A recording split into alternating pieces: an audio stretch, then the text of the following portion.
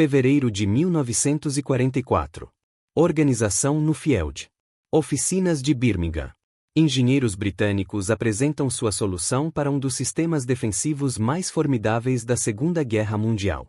O veículo diante do comitê pesa 78 toneladas longas, aproximadamente 79 toneladas métricas.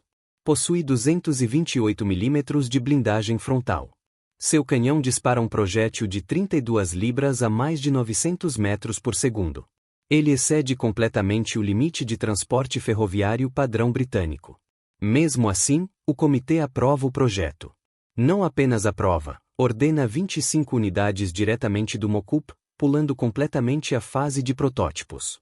O A-39 Tortoise foi construído para fazer uma única coisa: romper a linha Siegfried de Hitler.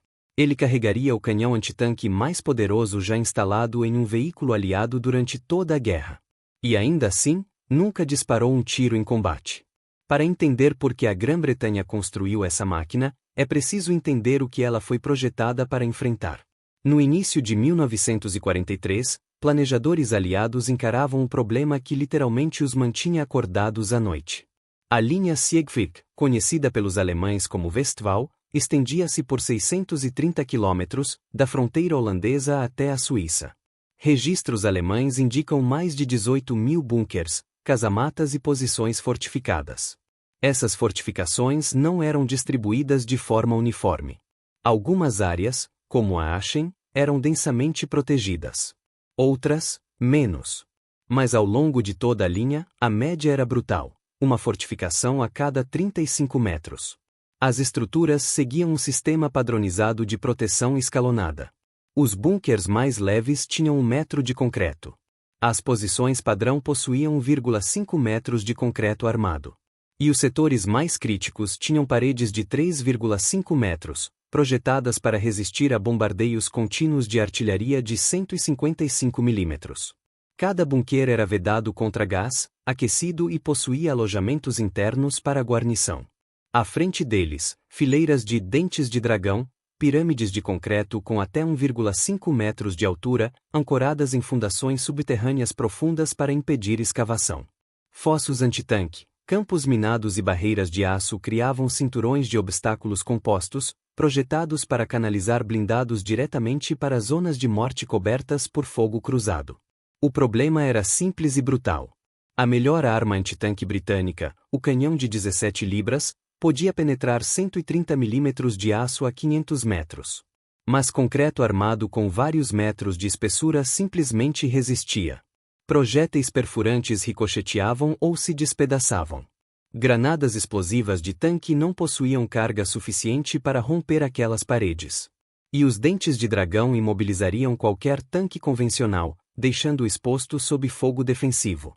A Grã-Bretanha precisava de um veículo que sobrevivesse ao fogo inimigo e carregasse uma arma capaz de destruir fortificações a curta distância. Mas o A-39 Tortoise não foi apenas um erro de cálculo estratégico. Ele foi um experimento extremo, um laboratório móvel que revelou os limites reais da guerra blindada pesada. Quando os primeiros protótipos começaram os testes no pós-guerra, os engenheiros perceberam algo perturbador. O Tortoise funcionava exatamente como prometido. O canhão de 32 libras atravessava blindagens que nenhum outro veículo aliado conseguia penetrar frontalmente. A suspensão por barras de torção absorvia o terreno com uma suavidade inesperada para um colosso daquele tamanho. O motor Meteor, derivado do lendário Merlin aeronáutico, mantinha-se confiável mesmo sob esforço contínuo. O problema não estava no campo de tiro. Estava antes mesmo do combate começar. Mover o Tortoise até a linha de frente exigia uma coreografia logística absurda.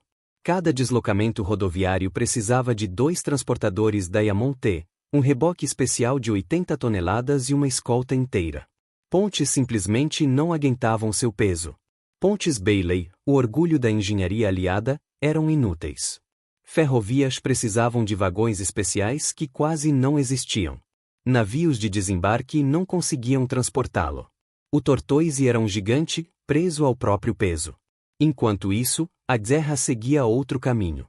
Infantaria equipada com cargas ocas, lança-chamas e explosivos improvisados começou a abrir brechas nos bunkers. Bulldozers enterravam dentes de dragão sob toneladas de terra. Manobras de flanco tornavam inúteis fortificações projetadas para enfrentar ataques frontais. A linha Siegfried caiu sem a necessidade de tanques superpesados. O que o Tortoise revelou foi uma verdade incômoda. Engenharia perfeita não garante relevância no campo de batalha. Nos anos seguintes, as lições aprendidas com o Tortoise moldariam o futuro. Elas influenciaram diretamente o programa FV-200, o desenvolvimento do Conqueror, mais tarde, o conceito que daria origem ao Chieftain. Mas, acima de tudo, reforçaram uma mudança irreversível na doutrina britânica. A era dos tanques especializados estava chegando ao fim. Tanques de infantaria, tanques de cruzeiro, tanques de assalto. Todos seriam substituídos por uma única ideia: o tanque de batalha principal universal.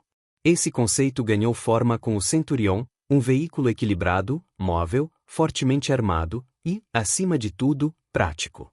O A-39 Tortoise permaneceu como um monumento silencioso dessa transição. Uma máquina criada para vencer uma guerra que já estava mudando. Hoje, ele repousa em Bovington. Não como um fracasso, mas como prova de que a engenharia britânica resolveu o problema. A guerra apenas encontrou uma solução mais barata, mais rápida e mais flexível. Mas o impacto real do A-39 Tortoise não pode ser medido em batalhas vencidas, e sim nas decisões que nunca mais foram tomadas depois dele. Quando os relatórios finais chegaram às mesas do Ministério da Defesa britânico, uma conclusão se repetia em todas as páginas. O Tortoise cumpria sua função técnica, mas falhava como sistema de guerra. A guerra moderna não recompensava mais o veículo mais pesado, mais blindado ou mais poderoso. Ela recompensava quem chegava primeiro, quem se adaptava mais rápido e quem conseguia manter a ofensiva em movimento contínuo.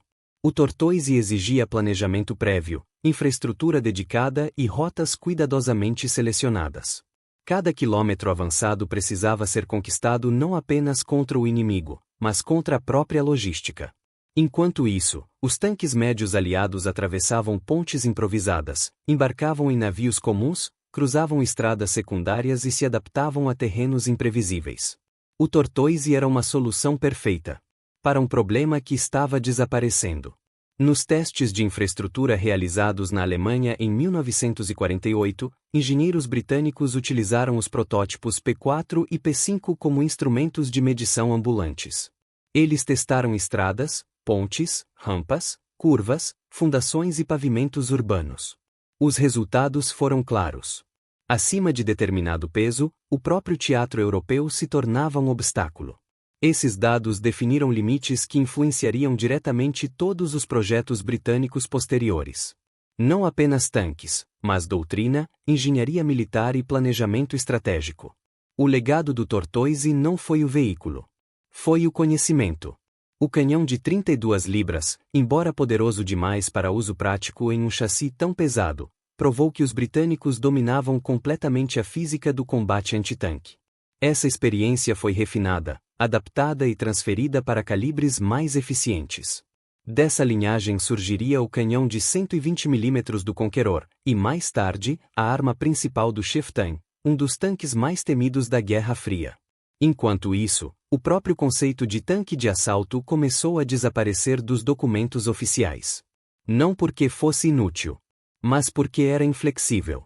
A Segunda Guerra Mundial havia demonstrado que nenhuma fortificação, por mais espessa que fosse, permanecia invulnerável quando isolada, flanqueada ou privada de apoio. Bombardeiros, infantaria especializada, engenharia de combate e manobra coordenada tornaram-se mais decisivos do que qualquer canhão isolado. O Tortoise representava o auge de uma filosofia do período entre guerras. A crença de que blindagem e poder de fogo absoluto poderiam, sozinhos, romper qualquer linha defensiva. O mundo pós-1945 provou o contrário. E ainda assim, não houve arrependimento.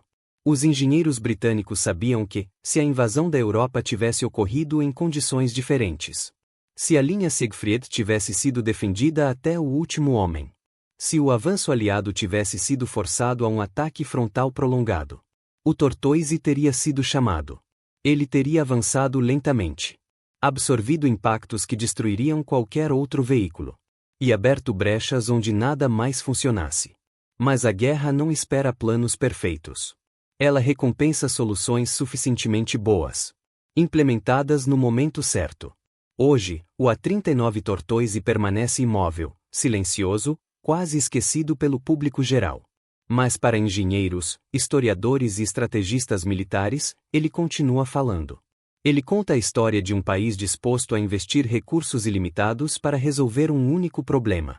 De uma indústria capaz de transformar teoria em aço. E de uma guerra que evoluiu mais rápido do que qualquer máquina poderia acompanhar. O Tortoise não falhou. Ele chegou tarde demais para um mundo que já havia mudado. E essa talvez seja a lição mais importante de todas. E ainda assim, sua existência não foi em vão.